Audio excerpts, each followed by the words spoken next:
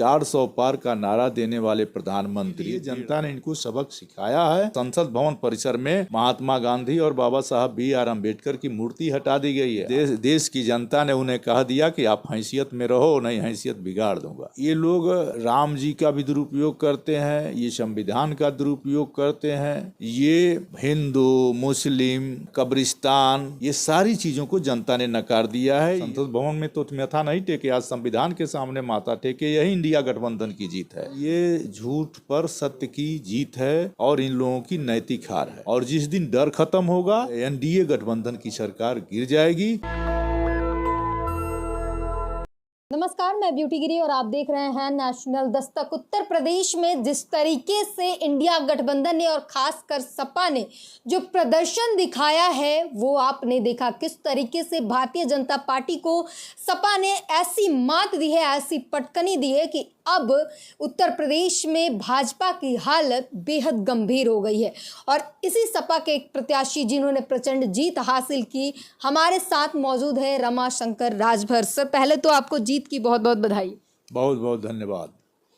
क्या कहेंगे, आज जो है आप लोगों ने बहुत अच्छा परफॉर्मेंस किया, इंडिया गठबंधन जो है बहुमत के करीब रही, लेकिन आज जो बैठक हुई NDA की उसमें नीतीश और नायडू ने नरेंद्र मोदी को समर्थन दिया और फिर से एक बार नरेंद्र मोदी PM बनने जा रहे हैं और नरेंद्र मोदी की सरकार बनने जा रही है। क्या कहेंगे? देखिए, NDA की सरकार भले बनने जा रही है, लेकिन यह NDA गठबंधन की नैतिक हार है। क्योंकि इंडिया गठबंधन के नेता राहुल गांधी जी 2 जगह से चुनाव जीतते हैं और भारी मतों 3 लाख से जीतते हैं, और 400 पार का नारा देने वाले प्रधानमंत्री 1.5 लाख से जीतते हैं। जो 400 पार का नारा दे रहे थे वो 240 सीट पाते हैं। तो एक तरह से जनता ने महंगाई, बेरोजगारी, भ्रष्टाचार को नोटिस में लिया है। अब वो चाहती, ये झूठ पर सत्य की जीत है और इन लोगों की नैतिक हार है। गठबंधन की सरकार, जो भारतीय जनता पार्टी का गठबंधन है, वो दिल से नहीं है भारतीय जनता पार्टी के साथ। वो केवल अमित शाह जी और मोदी जी के डर से उनका ऐलान सफल है। और जिस दिन डर खत्म होगा, NDA गठबंधन की सरकार गिर जाएगी और फिर अमन चैन वाला संविधान बचाने वाली सरकार आएगी। फिर ED CBI के डर समाप्त होंगे और देश में बेरोजगार नौजवानों के नौकरी पर बहस होगी, महंगाई पर बहस होगी, बेरोजगारी पर बहस होगी, एजुकेशन पर बहस होगी, लेबर सेक्टर कैसे सुधरे इस पर बहस होगी, व्यापार सेक्टर कैसे सुधरे इस पर बहस होगी। तो ये 4 दिन की चांदनी फिर अंधेरी रात होने वाली है, देखते रहिए। उत्तर प्रदेश में हमने देखा अखिलेश यादव का PDA जो फैक्टर था वो खूब काम आया है। और जो अयोध्या की बात कर लें, अयोध्या में भी भारतीय जनता पार्टी को मात मिली और जिसने मात दी वो भी समाजवादी पार्टी ने मात दी है। और जिस तरीके से राम का फैक्टर चला गया था, राम मंदिर, राम लला का जो चीज़ें की गई थी, राम पर राजनीति, उसको भी जनता ने कहीं ना कहीं नकार दिया है। उसके बाद जिस तरीके से अब तस्वीरें आ रही हैं, अयोध्या वासियों को धोखेबाज कही जा रही है, गालियाँ दी जा रही हैं, इस पर इस सारी चीजों को किस तरीके से देखते हैं? देखिए, राम सबके हैं और उन्होंने साबित कर दिया। अगर हम मर्यादा पुरुषोत्तम भगवान श्री राम को ही मानते हैं तो उन्होंने समाजवादी पार्टी का चुनाव वहाँ जीत के कैंडिडेट का चुनाव जिताया वहाँ पर। अगर ये लोग राम जी का भी दुरुपयोग करते हैं, ये संविधान का दुरुपयोग करते हैं, ये हिंदू मुस्लिम कब्रिस्तान ये सारी चीज़ों को जनता ने नकार दिया है। यह जनादेश जो मिला है, ये जनादेश कहता है कि अब जनता की मूलभूत सुविधाओं पर बहस हो और उस पर वोट करेंगे। और वोट भी किया है, तभी 400 पार का नारा देने वाले लोग आज सड़क पर हैं। ये 400 पार का नारा देने वालों को ये समझ नहीं है कि आज तक देश के लेबर सेक्टर में मनरेगा मजदूर की मजदूरी 400 रुपया रोज नहीं हुई। आज तक प्राइमरी स्कूल पर खाना बनाने वाली रसोइया की मजदूरी 400 रुपया रोज नहीं हुई। आज तक आंगनबाड़ी कार्यकर्त्री, सहायिका, रोजगार सेवक, थाने का चौकीदार 400 रुपया रोज नहीं पाते।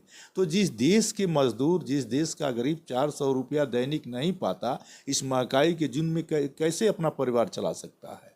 और ये 400 का नारा दे रहे हैं। इसीलिए जनता ने इनको सबक सिखाया है और इनका साम दाम दंड भेद से जो सीटें बढ़ी हैं वो बहुत दिनों तक टिकेंगी नहीं और अंततः इंडिया गठबंधन को एनडीए को अब स्वयं में विचार करना चाहिए कि जो हमारी अब तक की नीतियां बुलडोजर वाली रही हैं वो समाप्त हुई।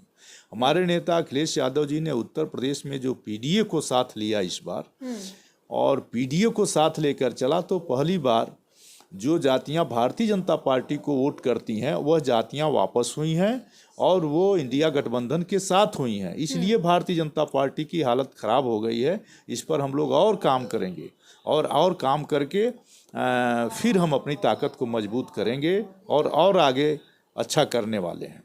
भारतीय जनता पार्टी ने भारतीय जनता पार्टी ने जो गठबंधन किया उस गठबंधन में जो संजय निषाद जी की पार्टी थी, जो ओम प्रकाश राजभर की पार्टी थी, इन्हीं के बल पर भारतीय जनता पार्टी कूद रही थी ना।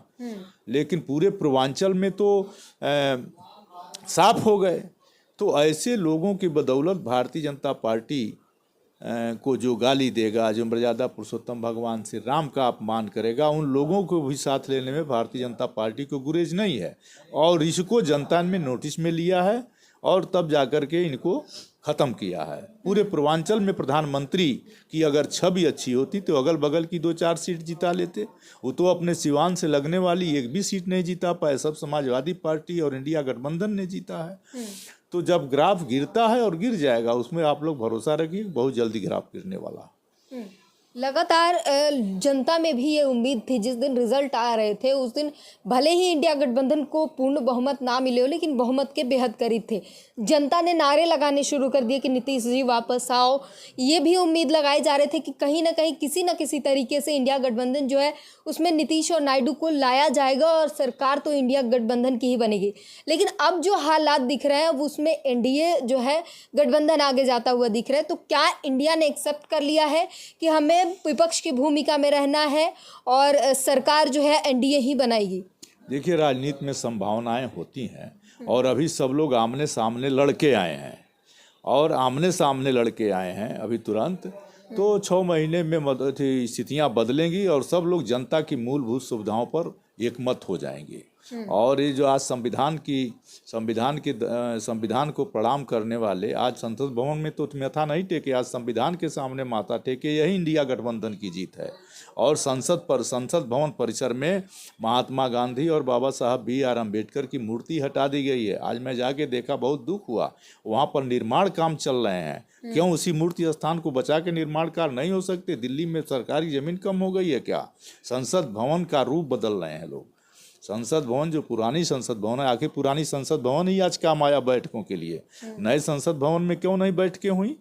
आज तो नहीं हो पाई एनडीए की बैठक नए संसद भवन में, जिसका ढिढोरा पीटा गया कि बहुत ही भव्य नया संसद भवन बना है और बैठक के लिए पुराने संसद भवन में आना पड़ा, तो उसके सेंट्रल हॉल में आना पड़ा।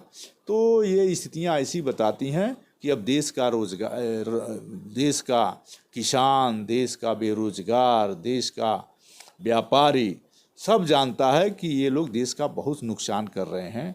और ये बात क्या करेंगे जिन लोगों ने बॉन्ड खरीदा और कोरोना का टीका बनाने वाली कंपनी से बॉन्ड खरीदा, देश के 40% लोगों को मौत के मुंह में हार्ट अटैक और ब्रेन हेमरेज जैसी बीमारी परोस दी है। ऐसे लोग को ईश्वर माफ़ नहीं करेगा, मर्यादा पुरुषोत्तम भगवान श्री राम भी माफ़ नहीं करेंगे। धन्यवाद। सर, 1-2 सवाल और है। आज जो है बैठक के दौरान एनडीए गठबंधन की घटक दलों की सभी नेताओं को जो है नरेंद्र मोदी जो है बता रहे हैं कि अगर आपके पास किसी भी तरीके से मंत्री बना देने का फ़ोन आए तो आप एक बार चेक कीजिए, वेरिफिकेशन कीजिए, 10-10 बार वेरीफाई कीजिए ये फ़ोन जो है कैसे हैं, क्या कौन कर रहा है, इस तरीके से। और इसके बाद कहते हैं कि ना तो हमें हार का तकलीफ़ है, ना ही हम जीत के उन्माद में हैं, ना हम हारे हैं और हमें जीत के जो है ज़्यादा खुशी कुछ नहीं है। हम जो है बिल्कुल बैलेंस बनाकर चल रहे हैं, नियंत्रित है हमारे जो है। इसका सीधा श्रेय देश की जनता को जाता है। देश की जनता ने ऐसा मैंडेट दिया है कि उन्माद स्वतः ही धराशायी हो गया। और जो लोग रोड शो करते थे, रथ निकालते थे, अब किसी तरह से सरकार बनाने के लिए घटक दलों के सामने नतमस्तक हो रहे हैं। जो लोग घटक दलों को अपने पास नतमस्तक करते थे, ईडी सीबीआई का डर दिखाकर कि मेरे साथ नहीं रहोगे, जो लोग दल तोड़ देते थे, जो लोग दलों को तोड़ करके अपनी सरकार बनाते थे, आज कम से कम देश की जनता ने उन्हें कह दिया कि आप हैसियत में रहो, नहीं हैसियत बिगाड़ दूंगा।